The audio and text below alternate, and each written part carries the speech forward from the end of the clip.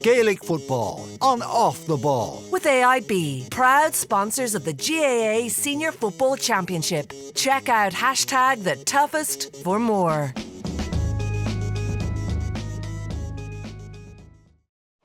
Kieran McGeeney, how are things? Good. It is must be a busy time, tight season. A couple of days after the Tyrone Ulster semi-final win. About 10 days to go to the Ulster Final. We're chatting. What's life like for you? It's busy. As you know, I probably wouldn't be doing these things only for the cause behind it, because it's just flat out between training and work and family. Like there's very little time at any stage of the year, but coming up to this time of year, like it's 17, 18 hours all in. Like. What do you like in these weeks? Hey, it's a bundle of joy. Just as always. You roll out that line a lot, but there's a huge pressure there. Like, how do you manage that? How do you keep on the right track of that? Like, there's loads of different things. I have a good family, a good wife, good kids. Just like a lot of support structures in place that allow me to do things that need to be done. I have a good group of players, great backroom team, good county board. So all of those things make a big difference. In terms of preparation and stuff like that. Like so. It's no different than everybody else. Like Jim will be going through the same. Joyce are the same. Everybody's in that boat. They're just trying to do like as much as they possibly can, like making sure no stones left unturned and trying to make sure that I suppose the prep going into it is as good as it can be. Saturday in Clonus. I'm not going to ask you did you enjoy it, but coming through a battle like that is phenomenal. What did you take from it? What was the biggest thing you took from that game? I shouldn't kick any flags, probably the biggest one. I was disappointed in myself. I took the bait. I can't control certain decisions and almost cost the team, and that would have been unforgivable in my book. So, did you know that you were going to be stung for a? I didn't know, I suppose, by not saying anything. But assaulting the flag is seen as a dissent too. Yeah, well, the cameras hadn't caught it, but I suppose at that stage, you had been in control. Tyrone had got a bit of a run, and there was a few things maybe happening in the game and you'd lost momentum. Yeah, listen, you can't go into decisions because like everybody's a different perspective. Like you have a bias when you look at it, so there's not much point in going into those sorts of things. Like, Malachy will see it one way, I'll see it another, and David Goff will see it, another way. So, but I suppose like everybody's heard my thing in that. Like it does come down to opinions, and I don't think it's good to have rules like that. But listen, everybody's in the same boat, so there's not much point in me cribbing about it. But it was tight, and it ended up, it worked in our favour in terms of the boys were so cool and calm, and they were able to sort of deal with the pressure of it, and that's a good thing to learn. And I'm sure Malachy's thinking the same. Like they were under pressure, they were 5 or 6 down, they came back. So I suppose there's learnings in it for everybody. Yeah, we would have spoken the odd time last year throughout that journey to Sam Maguire, and a kind of conversation that kept coming up was the depth that you had developed in your squad. The depth is one thing, right, and players maybe coming in off the bench or pushing lads in AVB games. But a lot of those lads that possibly weren't starting last year really stood up at the weekend. And I just wonder, in terms of being a manager and seeing that constantly coming, like Callum O'Neill has nearly come out of nowhere for anyone who doesn't know Armagh football, to have 2 brilliant performances. Tomas McCormick's been brilliant in your league, Darren McMullen. But even the likes of Jarly O'Byrnes and Ross McQuillan having huge plays in big moments from the start. That's a big thing. Yeah, but it's not really down to me. It's down to them. Sometimes, depending on the year that's in it, like I make mistakes too. Like you're not always picking the right people. They have to have patience again. Like when it comes down to picking teams, their opinions as well. Like they're all the top players in their own club. Like, but you see it in every county. Like you see the likes of Jamie Brennan coming on for Donegal, and just loads of people think he could start, and it's like that in a lot of teams. Like Dublin have it, like Kerry have it, and you're trying to make the right calls. And sometimes in the modern game, you're finishing with a stronger team than you're starting with, and depending on who you're playing with, all of those sorts of things. But I suppose I don't really buy into the genius gobshite type of thing. Like if you win, like you're a genius, and like it's all down to players. I believe the same when I was playing. When you cross the white line, you're the man in charge of it. And we rely totally on what their intent is and what they want to do. So, a lot of the time we get a lot more credit than we deserve. There's an element to that too, but we're in Callanbridge, and I'm going to ask you to explain why we're here and where Callanbridge is and what it is to Armagh football. But fostering a culture, and it's a buzzword that gets thrown out, but there's a lot that goes into that too. There's a lot of years, there's a lot of sliding doors moments. Keeping people on side is a big thing. Having the right people around you is an even bigger thing. Yeah, but I suppose I've went through it. Now, like, dude, like you know yourself, like, you've asked me to do loads of these, and I wouldn't do it. And the reason is because I'm not good on the media side of things. So, but I don't know if that's the reason, is it? It's this is a big part of it. Like but I think the cause that we're here for is big with me. Like in terms of the future, there's a lot of things done for me growing up, and when I was underage with Mullaban, and then like underage with Armagh, and certain people like looking out for you and trying to help that pathway for you. Like when there wasn't really a development pathway like in place, and now we do. Like and we're in Callanbridge, which is the same place I trained in, and it's a lovely day today, and the grass looks green. But I can assure you, it's very rarely that the grass is green on this side, because it's normally just a mud bath. Like we have one pitch basically for all our teams, and we should be in a better place, but we're not. And like one of the things that we're trying to do today is highlight the fact that win with Armagh, like it's a draw, like it's getting tickets and stuff like that. And every time you buy a ticket, you think to me it's buying future. Like the thing that sits with me most is like Aisling McConnelly when we played, was at Wicklow, maybe one of my first championship games in the back door after Donegal had beat us in the championship. Like I remember Cian coming on, like my oldest son, like, but I found out last year, like, Connery was around the same age, he was about 11 or 12 back then, like, and like there's a child just looking up, like, at his inter-county players, like, and, 10 years later, he's the person, like, helping them across the line. And, like, you want more for those young people, like, you want something that they're proud of, like, to take part in, like, and training and aspire to. And I think it's important for our county. And I don't mean just for winning, but, like, for taking part and for a bigger thing for the clubs, just to have like that sort of centre of excellence within what we do. And that's what we're here today, I suppose, to showcase that that we want to take that next step in delivering that. Like, and we can't do it without everybody behind us. We're going to have a wee walk around here, and I think people will be surprised that maybe, I'm going to use the word basic, the facilities are, but like sometimes facilities can be basic and you can do great things from it. Like you've proven that, in All-Ireland in 02, the Ulster titles your team won. This team now have won an All-Ireland title. What they do next is up to ye and the players. But like, you've done great things with very little here to work with. Like I know clubs around the country that have challenges with all their underage teams and maybe camogie teams and football teams and hurling teams fighting over the one pitch. But this is all Armagh have to work with, really, isn't it? Yeah. But back in 02 when we started this here, I think it was it was a Brian McLinden. We first came here. It was good fun. I remember actually coming here one of the nights in 2001, was it? And it was the first year of the back door system, and he actually locked the front door. So we had to go in the back door. He says, "You boys aren't good enough to go in the front door." But that was Brian, like, challenge you, like, up on those sorts of things. So it's here a long time, and it was unique back then. There wasn't that many. Like, we're having the own training ground. You had your county ground, and you probably used it. And then like when Joe came in, it took another step. We remember with our gear in there, like and getting our gear washed, and like we had our gear here first and things. But in the meantime, like academy squads are now part and parcel of everyday life. Like your minor, your under 20s, and then you have your hurling. Like, and regardless of whether it's a football or hurling county, it stands for both. And so you've like that amount of teams going. So we were really the only team that was using it back then. But now you have the women's team as well, chasing a double header in Clonus and Toots. Integration, but they actually have their own pitch down in Killian. Like they probably have a better setup than we do. But like a couple of years ago, like this was even in more state of repairs. If you sort of see around, this is it done up. So it is. But 5 or 6 years ago, it was like dilapidated. Like we had a sponsor, like came in and helped us out. Like he just said, like, what would make the biggest difference? And I said, just the boys actually being able to change without falling through the floorboards and have a shower. And he says, right. So and he helped us out. Like, and we stuck this mural up on the side of it here, just to remind them that it's still like, regardless of what you have, you still should be proud of it, and that you have to stand for something. You stand side by side by whatever it is. So, listen, we're not in the same places as the other teams, but we're hoping to get there.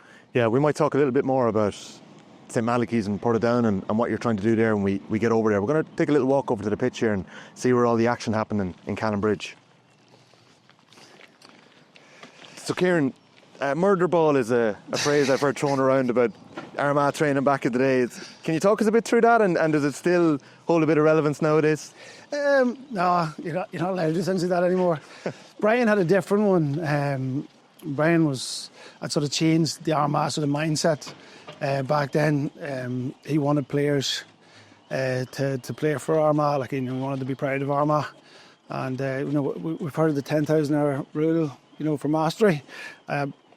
Brian took the old sort of Soviet Union sort of look at it, like the 10,000 egg syndrome. Like, so he threw 10,000 eggs against the wall and see the 20 that didn't break. See what stuck. See who wouldn't break. Like, so he pushed us hard back then, and like whatever we got on a Sunday was a lot less than what we got like on a Tuesday and a Thursday. So and then we 2 Ulsters with him, like back to back, and then we were unlucky in 2001, and then Joe came in 2002 and took it on another step, and Grimbo came in with Joe, and the two of them, like, Joe was a sort of good cop and Grimbo was the bad cop. They were a good partnership, like. But Murderball then was sort of introduced with Paul, like he was definitely a different character, like. It was a little manga we were in.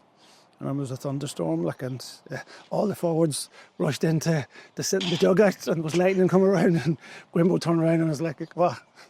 Just stay out there and tackle the shit out of each other. So, yeah, like listen, over the years, I've had a lot of people, there were good influences on me, like the 2 Brians, say, back then, and, Joe and Paul, and Paul comes up a lot in your story, doesn't he? Oh yeah, Paul's a good man. Like, me and him are still good mates. Did he play? Was he still there in the early 90s? Or am I wrong with that? Well, I started in 89. Yes. So you were only in school at that stage. It was then my 6th year, so another year of school to do. Yeah. But we had played Tyrone in the minors. Self and Peter were actually marking each other that day. Peter Callanbridge. Yeah, and they were, what do you call it, like they were expected to win. I'm sure he'll remind me of all the times like that he's beat us, but we won that day. Damien Harris was captain. He's a good friend of mine. Like, he played for us for a good few years.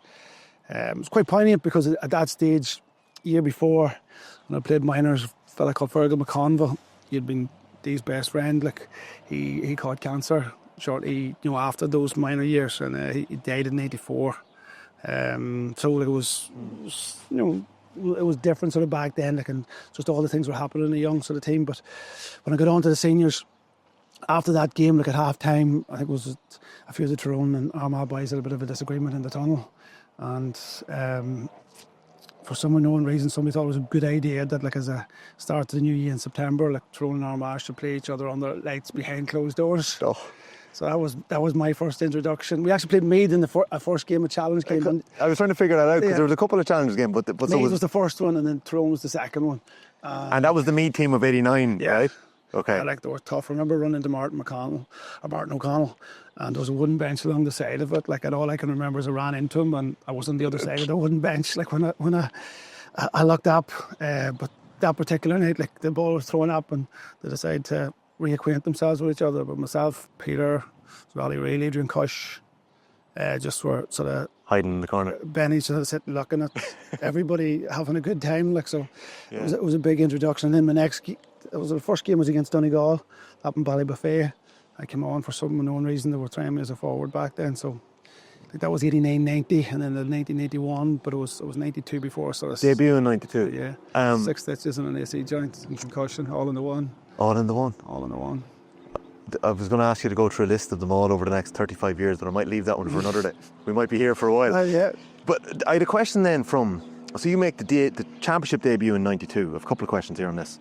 Between 1993 and the end of '93 and the start of '99, when you win that first Ulster as your team, Armagh go through a period where they win just 2 Ulster games in that kind of 6-year period. Yeah. Later on, 20 years later in your management career, you go through a similar enough pattern where I think it's between 2015 and 21, you might win 2 games in Ulster. Now, obviously, there's a back door back then, but there's no back door in the 90s.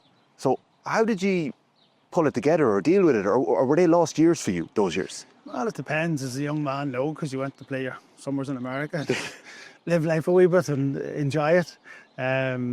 What was it? In Boston for a few years, in Chicago as well. Like, and I was going through college at the time, so I was definitely giving you was it pocket money for the year and stuff like that. So. But are you still obsessed? Oh yeah. Are you still working towards? Probably, like, it's what you think is obsessed until you meet somebody then else, and like in each time it's layered. Like I got very friendly with Anthony Toll. We actually met each other over in Boston. Was it in '91? He was playing for Kerry, I was playing for Shannon Blues. And then it ended up in the same civil engineering class. It was actually himself and Paul Brewster and myself in the same civil engineering class. Okay. And so myself and Anthony still good mates. We obviously would have played international rules and Ulster Railway Cup. And I went to management teams in Australia too. Like, listen, he's an incredible fella. Like, I'll still be very close to him. But he was coming back from Australia. Like, and I thought I was training then, and then I seen him and. So we hung about together, and I learned a lot from him. And like at that stage, Derry were, sort of themselves and Donegal and Down, were really good. Like, even though Armagh wasn't too bad at that time too, 1980, that our first championship, even though it didn't make the squad, like you were with them. Like, we got beat by Donegal in the Ulster Final that year. Funny, Ross's father was playing, and I helped Donegal because I ran into Martin in the playing fields and dislocated his shoulder, like so. And he was playing extremely well for us, the Wednesday before it. Oh. So they didn't help our cause back. You were obviously fighting for your place, were you? I was, but now, I was a big team. I'm a child, at that stage. I just turned 18. Like, I was still doing my A-levels at school. Well, my mum would argue that I wasn't doing too much towards my A-levels, but you had the two Grimleys, Mark and John, you had Mark McQuillan, Kieran McGeeney, God rest them. You had some serious big men, tough men too. And back then it was a tough game. Like, even that Down team in 91, 94 were big fellas. And it was hard hitting. Ulster were winning all around them around that time. So when I got to All Ireland. Derry, who were an exceptional team at the time, and Down, same thing. And Donegal was sort of in the mix with that. And so it was tough to make any type of breakthrough. Like, if you got past one, you were looking at another the whole time. So what clicks? Like, is it here on the field in Callanbridge? Is it? I know you've cited that '92 All Ireland minor winning side that had Marsden in it, that had fallen short against, I think, Meath in that final. I've mentioned Meath a few times here already. I won't do it anymore. Right. But like, what was it that clicks then for '99? Is it a different generation that comes through? And I think it's just change of mindset. You see it all over the place. Like, if somebody can come in and change that mindset, but you need people to buy into it.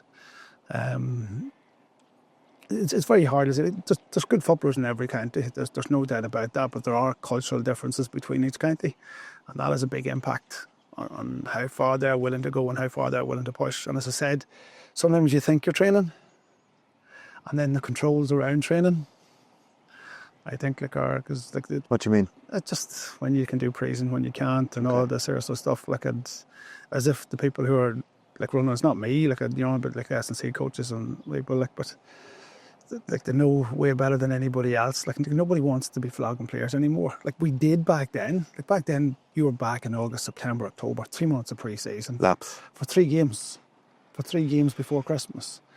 Then there was a whole, drinking culture, and the next thing you'd go again. You're going for December, January, February, for 4 games. And then you had 12 weeks. I remember 12 weeks before we played in our championship game. In 12 weeks, 10 of it was running. So it's funny how people come up now and they've all of this really good stuff. But back then, and I was there going, it was horrible. You never got to kick footballs and stuff like that. But that was just the way, because everybody did it. Kerry had said that sort of thing. You had to be fit and strong and all that sort of stuff. So, I love the way of training. I'd love to be back at it now, because it's all football.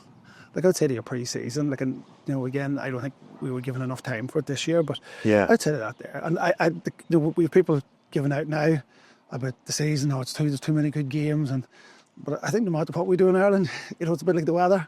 We always like to give out about it. Same with our championship system. We have a brilliant one in place, and we're changing it again. But you have to roll with these punches, don't you? So we mentioned the Murderball, right? Yeah.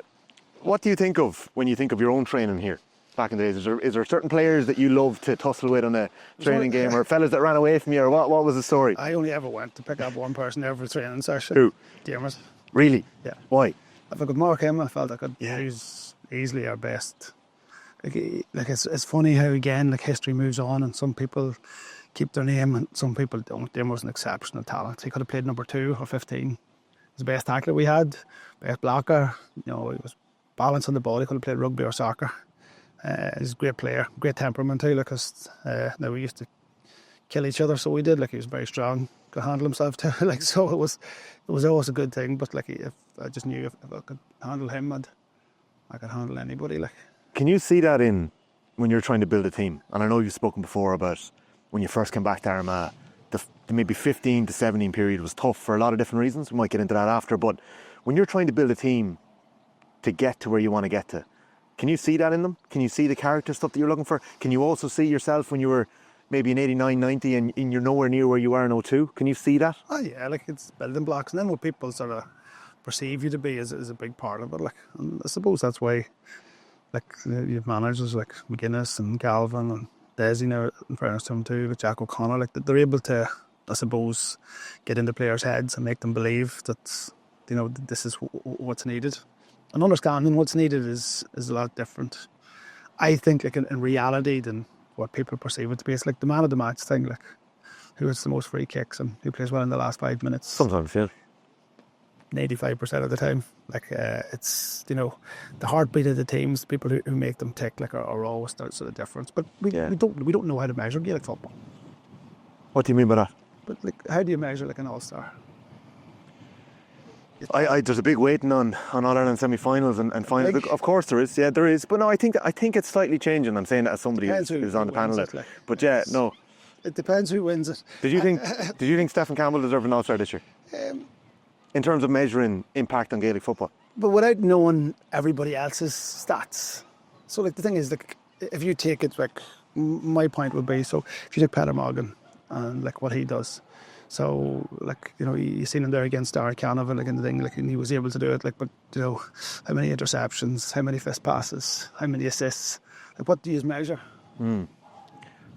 I'd say that a lot of it is an eye test. A lot of it is probably, there's a lot of people in a room is what I'd say to you. So you probably have people coming at it from different perspectives. There will be people I know from the room last year that would have a very analytical, statistical outlook on it, and others that wouldn't. Yeah, it's not an analytical or statistical thing. It's how effective somebody is. Yeah, that's ultimately what it boils down to. Same whether it's a goalkeeper. What is it that like you're looking for?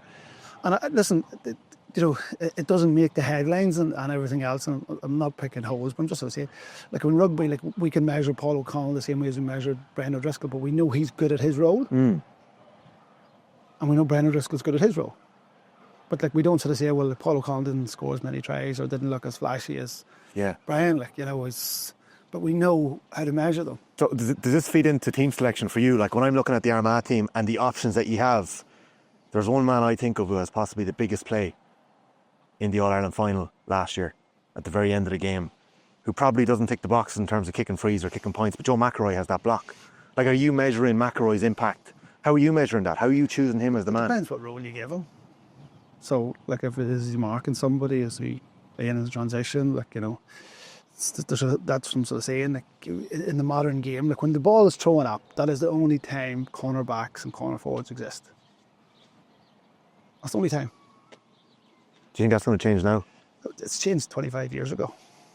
Think it's going to change again now with the three up? Like, well, we noticed that, like, you know, your players who are being brought back into the game because they couldn't transition up and down.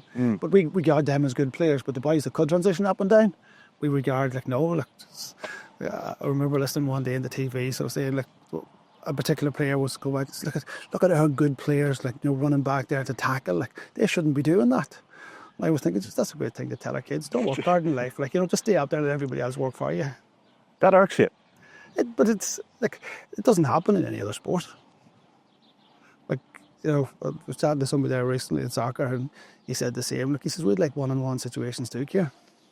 We'd love that. Like, just three up. Like, just, it's like there's 11 back for us as well. Like, so, listen, but everybody likes it. So, and to me, because I love Gaelic football, I'm happy. Like, I genuinely am. Like, I'm not knocking it a bit. Like, as I said before we started, like, the rules are already there. We just never implemented them. Some of them were, do you think? Yeah. All of them, bar the top and go. Like, I don't know, like the 2 points, like the scoring system. No, but like everything else was there. Like, just Dissent. If somebody stands in front of a free kick, you're supposed to move it up. Like, but what we did was, like, somebody stands in front of a free kick and you took it, or you're not in the spot. Give the ball back to the other team. Yeah. If those things are implemented now, I think it probably will clean things up a little bit too, would it? But why didn't we implement them before? Sure, isn't it Ireland? Like, isn't that the way we operate with a lot of things? Like, this is the problem when I start talking. It sounds as if I'm giving it. I like it. There's a huge positivity around the games now, and that's the most important thing. That's definitely the most important. You've been very clear on the feeling that we have a PR problem with Gaelic football. Yeah. And I think you've alluded to some of it there. Yeah, but even simple things like some of the stuff that we see at the weekends, like the 10 best plays. Yeah, you've mentioned that before. Yeah. You know, my kids are growing up now and they love football, and they get all sorts of stuff sent to their phones, and you just love to see more of the GA stuff, the good stuff. And I agree, I know everybody will tell me that's what people like to see, the scores, and they do. So you want to see the Michael Murphy scores, you want to see the Con O'Callans, you want to see the David Cliffords. I'm not denying that. And they're sweet moments, when you see some of those things. But it's like everything. Basketball is the same. They have all of the best dunks, but they have all the best defence and all of that sort of stuff. So I just think, but we're afraid probably to make superstars. That we're all sitting on the fence. Well, that's a shame. We want stars. Yeah, you'd be happy to hear that Paddy Anders and James O'Donoghue went straight for Ross McQuillan's turnover and Derek Hannigan as their play of the game. That was huge for you. Yeah. Would Tyrone have gone 3 up in that game? Ross McQuillan won us the All-Ireland, and everybody missed that one. Go on. And the last thing, Rain had slowed down, and he didn't know what to do. And the next thing, he just threw the ball, and the Galway man got it, but Ross threw himself into it and fisted it Charlie Hug. Now, I'm not saying because there was no hooter that the whistle wouldn't have been blown at that particular stage, but experience would tell me that they might have got another chance. So I remember saying it to Ross afterwards, Ross, great pace, great player, and all that sort of stuff. But it's funny, the thing that won it was just pure throwing your body on the line, Yeah. But people miss that one. It's a bit everybody says, Galway missed a lot. And I'm looking back at the game going, we had put 2-3 goal chances at the end. I know we went for points, but we all see what we want to see, and that's including myself. I'm not blind to that, because when I watch a game the second time around, third time, and even with my things and files and they'll go against, there's times you see you're well off the mark and well wrong, so it's the same for all of us. You watch a game without the emotion, it's a completely different watch. Yeah, it is. But listen, the emotion is what we all watch it for. Well, it's the feeling it gives you. Yeah, that's listen, we love sport because we can give out about it. We have opinions and we can sit and we can chat, and that's probably one of the biggest things about the GA that we all love. Somebody goes to Clonus next week, they might be giving each other abuse, but the crowds are all mixed, and there'll be a bit of bad words, but they'll all be sitting having pints or walking down the street afterwards and all those sorts of things. How old were you in September 2002? 31. I was 30. 30. It's coming 31. The Paul O'Connell speech in the Lions gets mentioned a lot, but there's really grainy, I don't know who was filming the documentary, but there's really grainy YouTube footage of you in a huddle in Croke Park talking to the lads seconds before the game starts. Do you remember what you said? Oh, yeah. Well, I got actually reminded about it there recently about just go for the ball like your life depended on it, the first ball, because that sets the tone, or it was back then. So can you hear, I got chills listening to the noise in the stadium on a grainy YouTube footage during the week listening to it. Can you hear that moment? Can you? Every player is different. There's some players who love that, they love looking around the crowd, and I'm a big believer in see whatever floats your boat. Knock it out of the park, you do whatever you have to do. Coming up, I used to think as a player, everybody had to prepare like me or do something, but I don't anymore. We have players, TK is a good example of it, big, strong, fella, but he'd be walking around the changing rooms dancing, but wouldn't to cross TK, but you wouldn't think, he's just dancing away, doing a wee world of his own, and you have other fellas sitting in the corner doing visually. Everybody has their own way of preparing, everybody's their own way of playing. And my thing is it just, whatever makes you effective. But I suppose there has to be a foundation there. There has to be a foundation of... Foundation comes from working hard. There's no team out there that is good. And again, we all know the stories, and there's myth and magic in every story. But the reality is that if you want to exist at the top level in any sport, anything, the things that you have to turn up is you have to have your fitness working, you have to have your strength, all of that stuff. The better player will always win. The better technical, the better skillful, but only when they're in a match, physically fit wise as well. But we see the difference Jim has made in terms of physical fitness. Now they had that under Bonner as well, but he's brought them to a different level. Dublin were the same. People forget about Dublin in that era, they were physically the big men. you know, like, you know, they walk easy, like, but they don't play. Like James McCarthy, like, was, you know, an absolute dog. Like, you know, he's the one person everybody wanted on their team. Like, you know, we didn't hit the headlines, but if you ask most managers, you know, and then you had Fenton too, like, again, like, looks sort of like, you know, lean and stuff, but big unit. Dermot Conley was an absolute machine. Like, you know, he could play ball too. Like, so You can't fake that. no. That whatever. It's a bit of granite in the body, but it's also. But people talk about those fellas as if they don't put the work in. Like, I was saying with Morris Fitz in my time, like, you know, people were sort of saying, oh, you had to be nice to Morris Fitz. Yeah, like, built like a tank, so he was. He'd kill you. You know, he walked easy, but again, like, there was a Brian Carthy talking about it one day, and he was slagging me for doing something. I says, did I? Yeah, like, says Morris did it to me. Like, and like, he very witty fella. Was he? Yeah, extremely, but like, tough man. Like, You'd have marked him a few times up. yeah, but like big. He's 6'4". Like, you know, he rode across oceans for fun. Like, and you know, he was extremely physical. Like, and but the best players are. I mean, like, even like Peter, like, in his palm too. Like, he might have been small, like, but you know, Robust. well, he could. Let's say he could use his leverage very well. Like, you know. We're actually going to head over to St Malachy's in Portadown. You're going to show us around the new facility that you're trying to build in Armagh. It's a big thing for the future of Armagh football. I've heard you say before that apart from that team between 99 and 2008 that won maybe 7 Ulster titles, you've got a great team in the 50s, a great team in the 70s, picking up a few along the way, but that's it in 130 years. Like, it's basically 3 teams, and it's and I know people sort of say they can poetic license, but they're seeing it from the outside. I know what sitting in the things, like, you know, the team that we won in 99, like, you maybe have a few differences in 2004, but it was basically the same team, like. So it's you know, it's the same back then, like 70s to the early 80s and 50s. Like, listen, that's the reality for like a county our size. You know, it's just whether we like it or not. Like, you know, we punch above our weight a lot of the time. Like. All right, well, we'll pick up over in St Malachy's. Thanks, Kieran. So, Kieran, we're in Callanbridge. We're standing in the future now. Where are we here? Yeah, we're just the outskirts of Portadown. So it used to be St Malachy's club, and hopefully now going forward it'll be the future of all our young footballers and hurlers as well. So we're just looking around here.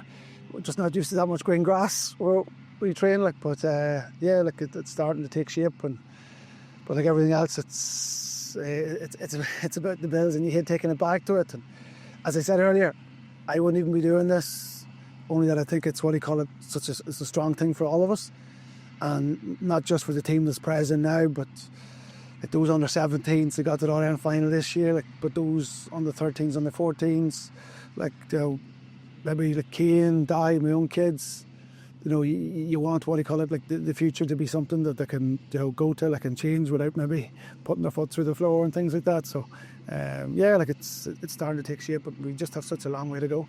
Yeah. One of the, and look, facilities in the GAA and gated games is a huge topic. There's a lot of talk about shared sporting facilities, and that's probably a conversation for another day. But right here, you can kind of feel the potential. You're going to have a number of pitches. You're going to have a brilliant and a beautiful gym.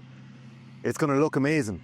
But one of the things you're doing is you're trying not to enter the red in Armagh. You're trying to actually build it on a phased process as well. That's pretty important, because a lot of counties, for want of a better phrase, are nearly choked by the debt that they've landed themselves. Yeah, but it's difficult. Look, you know, we've been able to get ourselves out of that over the last, you know, 10 years. We were in debt, like, you know, quite a bit, and just trying to get like different people come in. But again, we've had ASAE and Strain coming in. We've Padraic Mechanic, who was instrumental actually in securing the land for us here, like with Simply Fruit. We've Barry McAllister with Boxit, and, you know, Patrick McGillespie, like, they've all been very instrumental in putting us on a good footing. But the problem was for us now that we couldn't access any, like, grants for this thing, like elsewhere, especially down south. There's grants and there's availability of money for, like, structural things like this here. And in the north there was, but we weren't successful at any of them. And so, like, you know, we find ourselves like with a £10 million project and trying to get through it. But like, we still think we can. And like, we had a very successful draw last year, but with WinWithArmagh, like, and again this year we're trying to get the same sort of thing. Like, and it's, you're not looking a lot from everybody, but you are looking a bit from everybody. You know what I mean? Like, so it's like buying these tickets is a huge part to building like the draw, like, and to making the money to sustain another year. And then we get into the next year and we go again, and it's but I think if everybody gives a little, then it saves us to try and find us to ask 1 or 2 people for a lot. Yeah. But there's so many things that it can help us with. in terms of, like where we play, who we play and how we play. But I think also too that it's just good that we're moving with all the other counties. I know, albeit we're a wee bit smaller, but I still think it's important to show that we're keeping along with everybody else. Yeah, you've trained in football pitches all over the place. I'm sure you played football in loads of different countries. Well, you mentioned America, Australia. Definitely seen Middle East tours back in the day with the All-Stars. In terms of gyms and training, there's not a black eye there, but there's definitely a couple of scratches on the face. The Monday release in your jiu-jitsu gym is a big thing. Yeah, still. Yep, still. This morning I was with Callum and Seb. Try to get full work if we can. We were training last night, so sometimes it helps to get things. I just like it. I think it's a very skillful sport too, but it's like chess. You have to think everything that seems that there's no way out of, there is. So no, I enjoy it. I do really enjoy it. And try to keep the calories down as well. So does it help with the head? Yeah, definitely. It helps also with a wee bit of empathy. You know what it's like, to push and to train and understand. Just some of the places people find, jiu-jitsu, when you're in a tough spot, you have to relax and be able to breathe your way out of it. So yeah, but it's funny, no matter what you do, somebody has something smart to say about it. It's sport for me. It's not that. It's not anything other than that. It's a race, but yeah. Some of the commentary I'll get from the sideline would lead you to believe I've them all training at it or something. But I suppose that's part and parcel of it. You obviously brought the Kildare boys in for a bit of training back in the day. Yeah, but that was just something different. We done the white collar boxing bounce. The photos from that are brilliant. Who did you fight that night? Well, I fought twice. I fought Alan Barry. The first one, he was one of the players, and then the second, he was an Irish Ranger fella. So did you win? I think there's a bit of blood in your face, but you do win. That wasn't mine.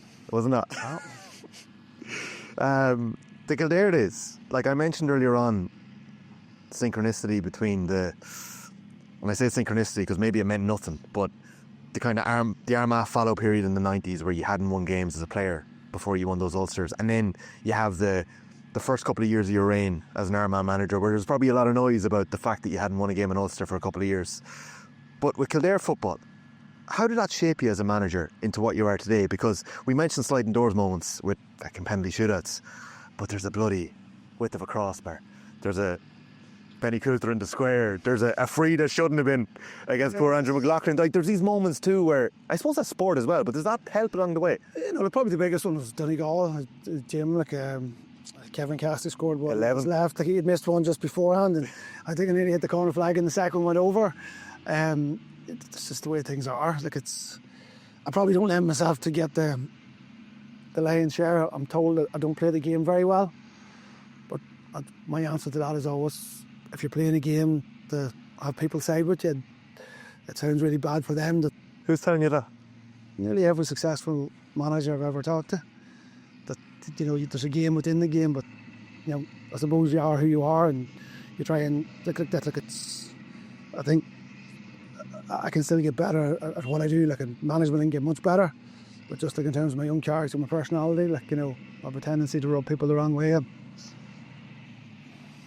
I just have to maybe get a wee bit better at, as I say, playing that political game. I don't think I will. I don't think you will. I don't know why you're saying that. You are who you are, sure. Yeah, I know. But surely you've grown over the years. I know you're all about marginal gains. I've heard you talk about this before, and the little things all adding up.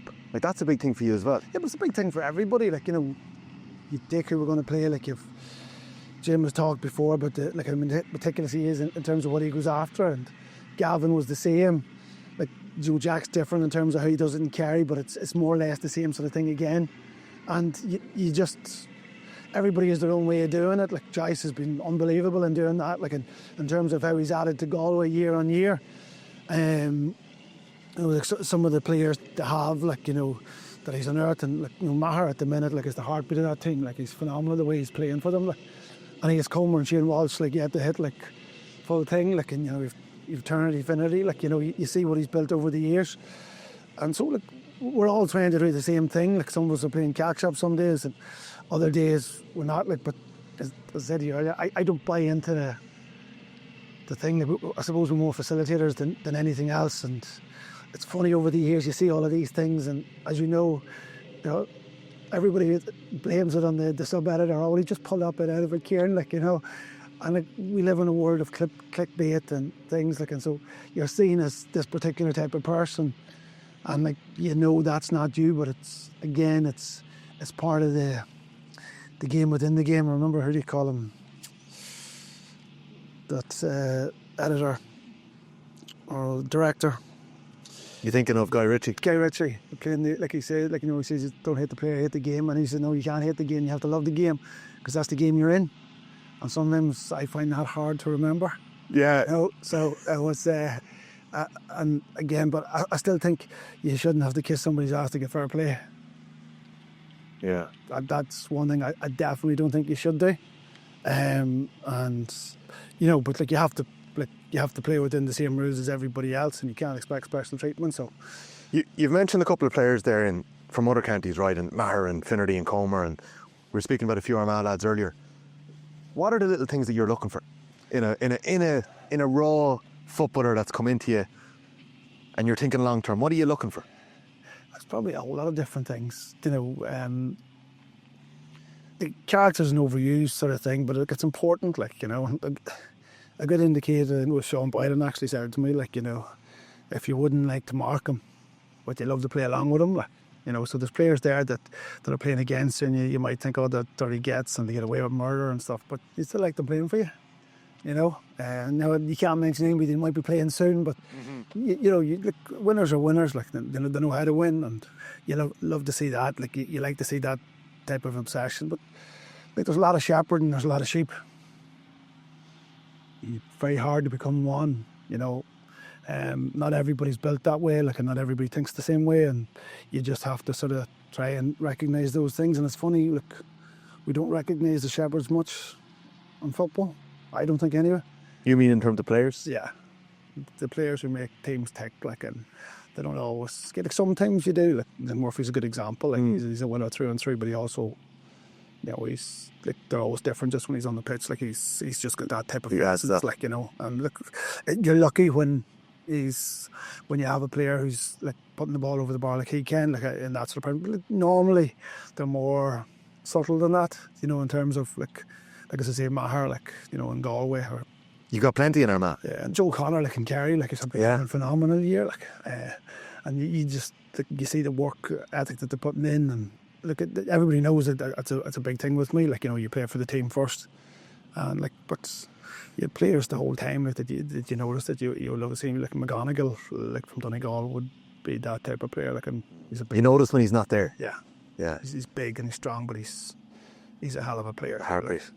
Yeah. Just like, I might ask you about the new rules again later on, but the new rules are going to suit smart footballers. Like, football will always suit the smartest footballers. Rory Grugan's a fella who is just constantly delivering for you. And I know you're talking about Shepherds there. Surely he's one for you that just makes things tick. Yeah, Rory's been an exceptional player for us, you know, for this last number of years. Like, but basically, ever since He's been with you on that journey all the time, Yeah. himself and Forker. And he took a year. Was it the first or second year? I think it was the second year. He went to America, like, to play that summer. But no, he's like, but he was a wee waif back then. Like, did you know he had it? he always had it. But some players just have that, like, in them. Like, as I say, like, you know, you have, you know, and they're not sometimes, as I say, like the Cannabins and the McHughes, like, they're the smaller type of players that people just nearly almost ignore their peril. Like, and the next thing they're just able to dictate things. Like, you know, we'd like to think we have a few of them, like every sort of team does. But no, Rory's been an exception. But like, the biggest thing about Rory is his work ethic, like his attention to detail, all of that stuff. Like, and you know, he could go out in Ulster Final and things mightn't go his way, but he'll still try and do his best for the team. And you know, I suppose you find the measure of a man when things are going against them rather than when everything's falling for them. Like, and that's where Rory's always been at his best. When other people think he's been at his worst, I've seen different things. Like, so, you know, because if everything's going against you and you can still do one good thing, it says a lot about you. Like, Yeah. Things are different now. You're the hunted. You're the All-Ireland champions. Are you right now, in the midst of defending your All-Ireland title or pursuing an Ulster title? It probably depends who you ask on the panel.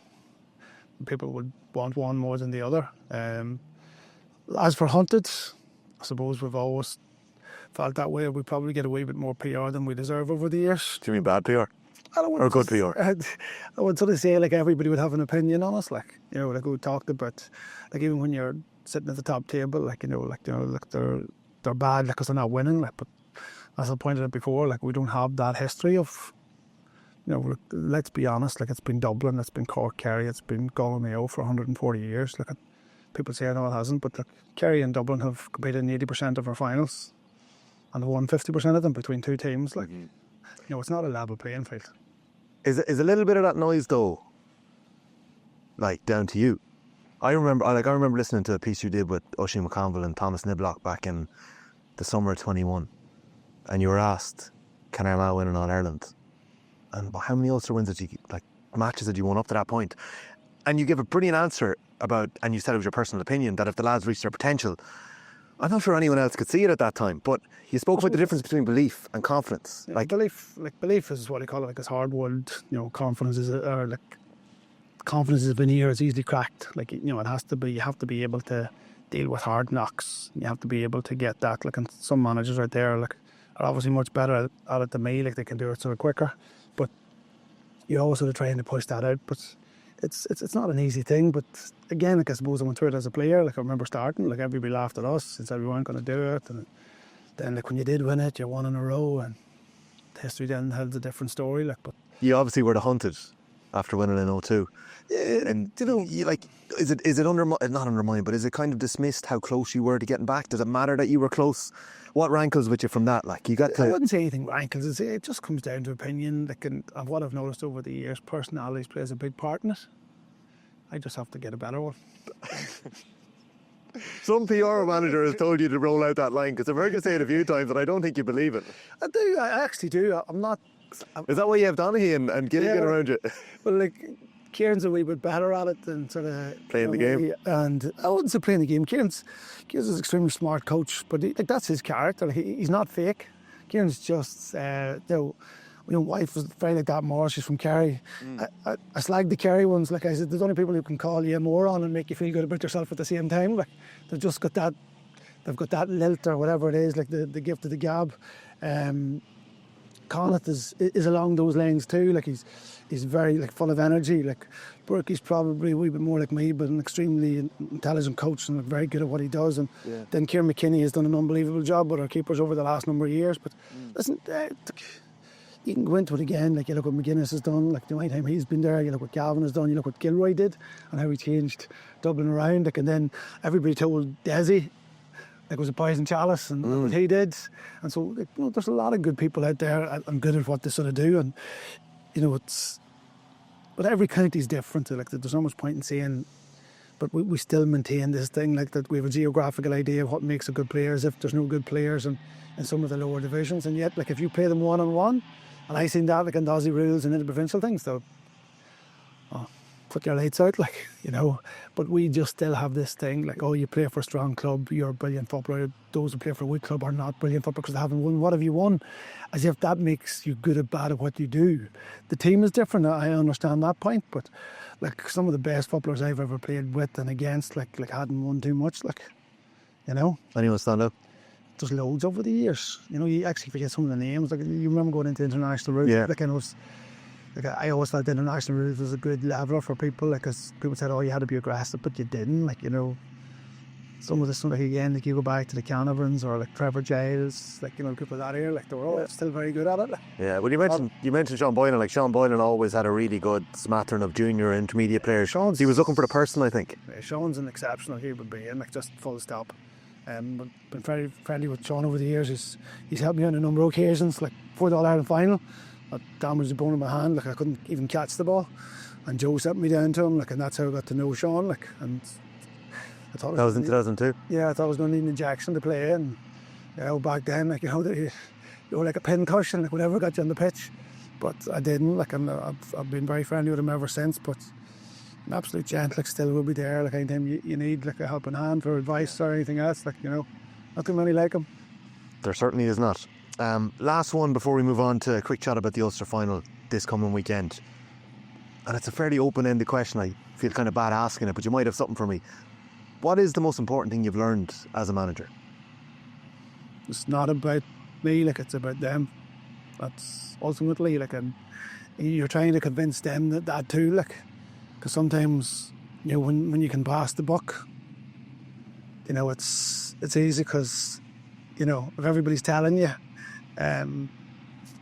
you know, it's my fault that maybe you're not paying. Well, I'm not saying that, like, you know, I'm not absolving myself, like, as I said, I facilitate that. But the biggest thing is to try and get belief in the players and let them sing their own song. Like, you know, it's despite, like, as I say, our reputation, like, you know, over the years was the same in Kildare, like, we were defensive, even though we were one of the highest scoring teams at that time. And attack wise, I still think Armagh has been, you know, in the top one, you know, like in the top group, like in terms of trying to attack and everybody. But you get the name for an early riser, you sleep the dawn. So sometimes it's hard to break that sort of down, like, but, you know. Surely last July goes a long way to doing that, no? Or do you move on from that very quickly? That's not true. Like, one of the things I said last year was, as a player, you know, I didn't get to, I wouldn't say they didn't enjoy it, but I just wanted to make sure the players, like, enjoyed it as much as they could, like, for those few weeks before they went back to the clubs. But, you know, we paid the price for it. Like, you're going back because, you know, like, the clubs get them after 3 or 4 weeks celebrating and they're in bits, and the next thing they've knocks and bangs, and, like, you know, they play for their club, like, that's where they're from, and that's, you know, who they belong to, like, ultimately. And a lot of them, like, just went through the pain barriers, and then you're coming back, like 3/4 of them are injured, and you're trying to get them back, you know, in one piece. So, like, Julie and Maura trying to get them back, and Sheehan and Barnby, like, so it's been a long year in that, like, and we're starting to see some of them coming back now. But the new rules have probably lent themselves a wee bit to that, because the game itself, like, it changes pace quite considerably, like, at different times.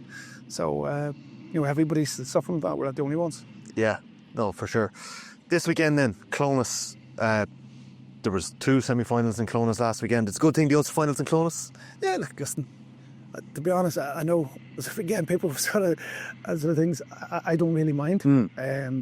Like, there's pluses to playing at Croke Park, because you're going to be playing there if you want to succeed this year. So it's good to get a game. Clonus is a great pitch. I think it's a metre wider than Croke Park. Like, it's a beautiful pitch to play on. It's the home of Ulster football. But a lot of, you know, good days there myself. Like, you know, and some tough ones too. But yes, it's a brilliant place. Like, there's a huge, I suppose, feel to it. Like an Ulster Final day. Yeah. You know, trying to get into it, like, in itself is hard to carry and walk a few miles. Like, yes. Parking in the middle of the road and Tyrone. So yeah, like, listen, it's about, like, I suppose, the whole day. It's an Ulster Final, like, and we'll be doing our best to go out and give it our best shot, like. Yeah, like, it's a hurdle that's you've fallen short on in ridiculous fashion twice. Jim McGuinness has openly spoken about how important Ulster is and the stepping stones to where he wants the Donegal team to get to. Is it the same for you, or do you see the approach it a different way? I probably have a different sort of look on it. I just think I suppose the goalposts have changed in Gaelic football over the last 10 years, and it's not that you wouldn't want to. I treasure each one of my Ulster medals, like, and they were hard fought for, and it's no different now. Like, but I still think we're getting rid of the best system we've ever had, like in the Super 16s. You know, I still can't believe that, like, 95%. But, you know, I openly said it's a cost thing. And cost is one thing, yeah. No, it's. Well, I wonder, is it cost on people's pockets too? You know, with the amount of games that people are probably getting to as well. Yeah, but you said 20 years ago we don't have enough games, and now we're saying it's too many, and we're sort of saying we want a split season. Now we're saying we don't. Like, it's too long. Like, you know, it's, as I said at the beginning, it's like the weather. We're always going to give out about it, but I still think it was the best system. It was the best system, both in the Talton Cup and with the Sam Maguire. That, like, each team is getting 3 or 4 games in the championship. Like, so. It's I know we're catching up here 10 days out. The draw for the All-Ireland has just been made for the group stages, and the losers at the weekend end up in a group of dead of sorts. But it's the Connacht winners, it's the Dubs, it's Derry, and the round 3 game will be in Croke Park against the Dubs for whoever loses Ulster this weekend. Does that factor into the conversation at all, or does that, like, obviously, does it matter? Like, that seems like a silly question. Like, you can't be looking beyond this Sunday, Saturday. No, you can't. But, you know, the Super 16s is, I suppose, where everybody wants to be. Like, in the group of death, like, it always seems to be the same. Like, Derry, Galway, and ourselves, and, like, always, you know. So, to throw the Dubs in, sure, why not? Yeah. Like, you know, it's it's hard to believe they're going in as like, you know, third seed, like even after the league they've had, like. But I suppose that's the way it is. But listen, I haven't seen a game in it that you would say is easy. You know, like everybody seems to be getting better, and that's my point about those games. Like when you have 3 or 4 games to say, like, and say people say lack of jeopardy, but the only people I ever hear saying that is people who aren't playing. So You feel it when you're out there. Because like you name me like one group that wasn't coming down. Like I say, I think we had it last year for the first time. They wasn't coming down to the last game, to the last actually score. In a lot of them, like we had some clinkers, like. Yeah, I'd say a lot of people last year, it's probably the way it fell, were probably pointing out the fact that 2 counties got through without winning a game into the knockout stages. You know, it's the same not happening like a Champions League and other things. They've gone to that format now, yeah. It's so there. Yeah. And again, these are opinions, and I'd be at pains to point out because normally when I hit the headlines, everybody makes it look as if I would hate to think, like I've seen other columnists over the years, like who think their opinions are facts. I definitely wouldn't like to put myself in that. Like I know they're biased, like I know they're mine, like based on the path that I've walked to this date. Yeah. Like so, and that's all they are. Like I've had some experience within both. Like where I think a lot of people that talk about them don't have those experiences. They're making huge assumptions. So. And you've always been forthright with your opinions, and sometimes I'm sure you've held them back. When it comes to the new rules and all the games that you're playing, there was probably a spell there where the only people we were hearing from were the managers, and that probably did irk you a bit because it was. No, but you take that like it's sort of, you know, like all these managers have to stop listening to, stop asking questions. Like we definitely don't ring you to ask questions. So, but like it's part of our job, like, because no matter what you do, like again, like even at the weekend, like you know, I've had my frustration by not talking about the referee, but you know. Like every headline, like as you know, is going to be like that's the game. Like I understand reporters have to sell newspapers, like they have to sell articles, like, and nobody's going to pick up an article going, "No, you know, Kieran, like you know, it was an interesting conversation, or a bad fella." You know, like it's better to turn and twist things, and like I've seen things over the years, like and people use them in changing rooms and dressing rooms, and I have no doubt that this is going to be the same. Like, and you just, as I said, I'm here for a reason. As you know from your experience, texting me and asking me if I want to do something that doesn't usually end. It's usually the same sentence. Just want to keep my head down. Say very little. And, understood. But yeah. So, but I do believe this project is important. Yeah. I believe it's important for the future of Armagh. I believe it's important for Armagh people in Southing where it is. Like you know, it's just important. Like you know, things have moved on in the north, and there's a lot more like openness. I know there's still bits and pieces going on, but I just think like. You know, when we have a chance here to build something strong and into the future for our players. Again, I go back to the Aishan Connolly's, the Gareth Murphys, the Darren McMullins, the Tomas McCormicks.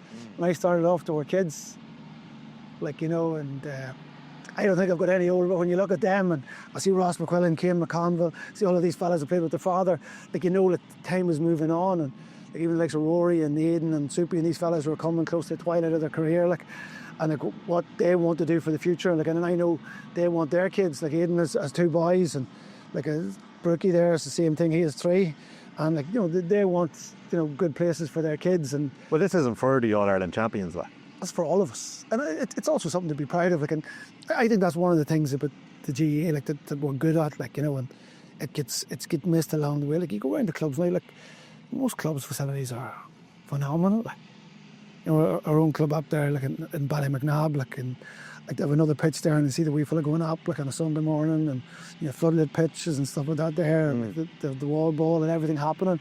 My own club Mullaban, like, they have a fantastic pitch out the back, and they're pushing on with underage and things like that there. So you see this happening the whole time, and we probably don't give credit where credit. It's tough work, and you know, like, let's be honest, I'm on here begging, and that's what it is. But it's you know, it's a great prize for sailing this one, like, and it's low odds.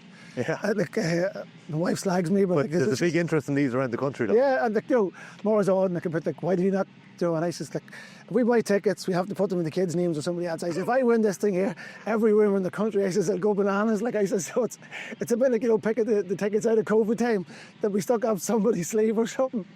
Yeah. So it's like my mum or dad would say, well, we can win it, and so you sponsor away, like, so listen, you're just looking at everybody to buy a ticket, and thing is, apart from Kieran McGeeney.